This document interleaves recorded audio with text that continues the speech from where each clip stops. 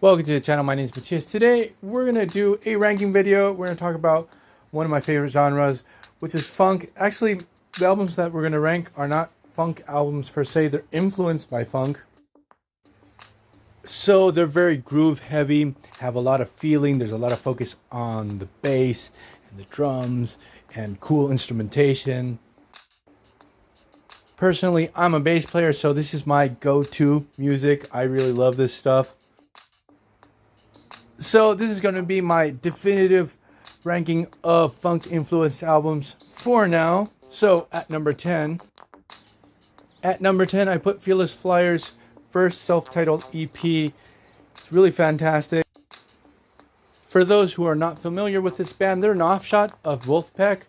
They have more of a rock edge to them. It's mostly an instrumental album and just really shows off what god-level musicians these guys are.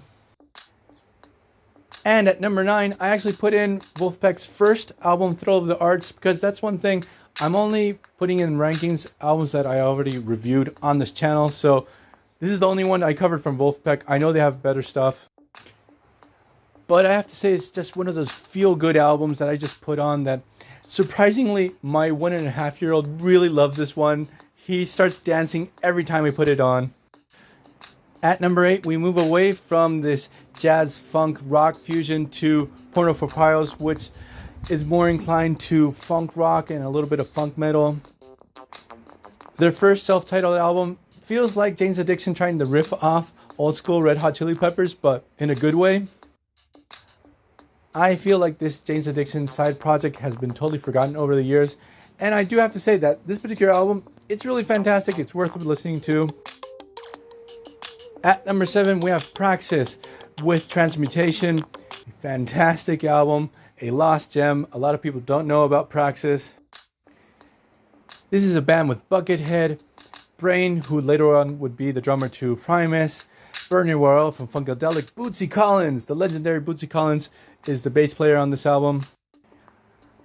I do have to say that this particular album also is really hard to listen to because you can't find it on Spotify.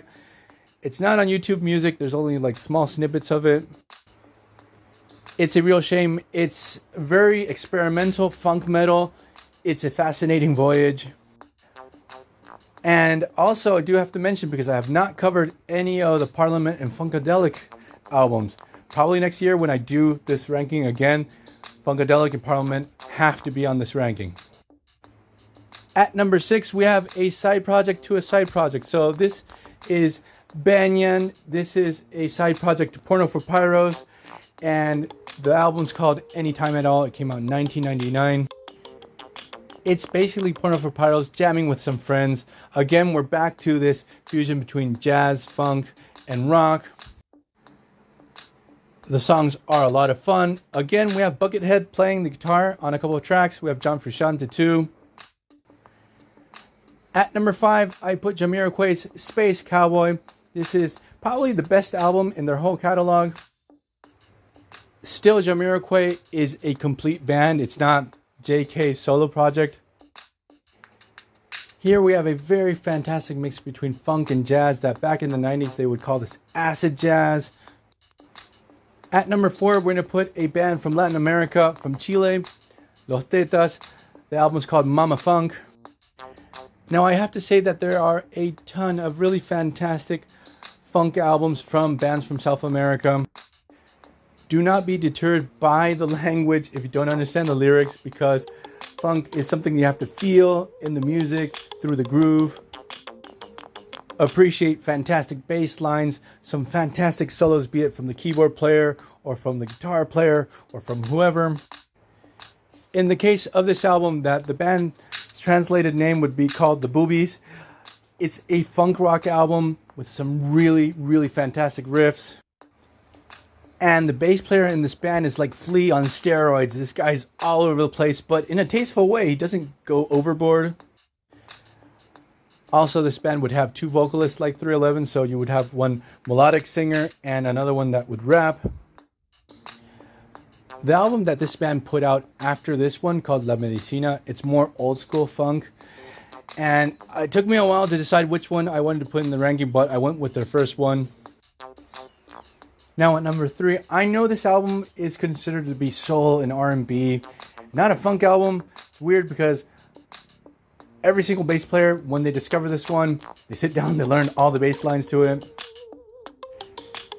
We're talking about Songs in the Key of Life by Stevie Wonder, that I remember back when I was 20 years old. I was a hardcore metalhead. I came across this album and I was blown away.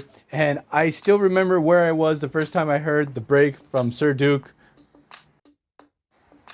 And after listening to this album, it put me on the path into trying to discover old school funk bands, soul, R&B. At number 2, I put Stadium Arcadium from Red Hot Chili Peppers. I know that I should put Blood Sugar Sex Magic or One Hot Minute. I love both of those, but I've not reviewed them on the channel yet. But Stadium Arcadium, I have to say, it's their most straight up funk rock album within their whole catalog. This album does have a lot of alternative rock on it, but I feel that this is the one where they're at their funkiest as a band. And at number 1 for now, for this year's funk ranking, we have 1995 from Screaming Headless Torsos. Here we have a band again fusing rock, funk, and jazz, but taking things up to another level. I remember seeing this band live and just getting depressed because I thought to myself, I would never be able to have a band that plays on that level. But jokes aside, I feel like no one talks about this band. I know they have only put out 2 albums. They're like the secret cousin to Living Colour.